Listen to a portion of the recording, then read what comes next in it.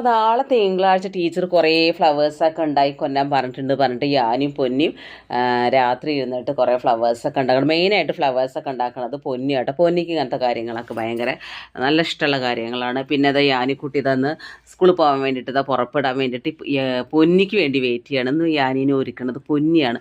പിന്നെ ഞാനാണോ സ്കൂളിൽ പോകേണ്ടതെന്ന് വിചാരിക്കേണ്ട എൻ്റെ കാട്ടിക്കൂട്ടിൽ ഒരുങ്ങളൊക്കെ കണ്ടിട്ട് എനിക്കും ഭയങ്കര ഇഷ്ടമാണ്. ഒരുങ്ങാൻ ഭയങ്കര ഇഷ്ടമാണ്. രാവിലെ കുളിയൊക്കെ കഴിഞ്ഞിട്ടുണ്ടെങ്കിൽ സിന്ദൂരം പൊട്ടും കുറിയും ചാന്തും ഒക്കെ ഇടാൻ ഭയങ്കര ഇഷ്ടമാണ്. പിന്നെ അതുപോലെ തന്നെ വള, എനിക്ക് വളപാത്രം നിറയെ വളകളുണ്ട്. അപ്പം ഞാൻ വള ഇടുന്നൊക്കെ പറഞ്ഞിട്ട് എൻ്റെ ഫ്രണ്ട്സൊക്കെ ആണെങ്കിൽ കുറേ വളകളൊക്കെ തരും. അപ്പം അങ്ങനെ വളകളൊക്കെ ഇടുന്ന, പിന്നെ നമ്മൾ കുട്ടികളെ കൊണ്ടാക്കുമ്പോൾ നമ്മൾ ഇത്തിരി വൃത്തിയിലും മേനയിലൊക്കെ പോകണ്ടേന്നൊക്കെ വിചാരിച്ചിട്ട് പിന്നെ അങ്ങനെ ഇതാ കണ്ടോ ഇതിൻ്റെ വളപ്പാത്രം. ഇത് ടീച്ചർ എന്ന വളയാണിത്.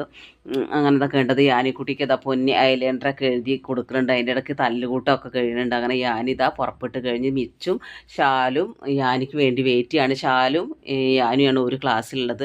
അപ്പോൾ യാനി ഫ്ലവേഴ്സ് ഉണ്ടാക്കിയിട്ടുണ്ട്, ഷാലും ഉണ്ടായിട്ടില്ല. ഷാലു യോഗ പോസ്റ്ററാണ് ഉണ്ടാക്കിയിട്ടുള്ളത്. അപ്പോൾ യാനിയുടെ A4 ഷീറ്റ് കഴിഞ്ഞുണ്ട്. അപ്പോൾ A4 ഷീറ്റ് കുറേ വാങ്ങി വെച്ചിട്ടുണ്ട്, ആവശ്യമില്ലാണ്ട് അത് കഴിക്കും. അപ്പോൾ അത് കാരണം A4 ഷീറ്റ് അങ്ങനെ വാങ്ങിയിട്ടില്ല. അങ്ങനെ ഞങ്ങളത് ബസ് വരുന്ന സ്ഥലത്തെത്തി. കുട്ടികളത് ബസ്സിന് വേണ്ടി കാത്ത് നിൽക്കുകയാണ്.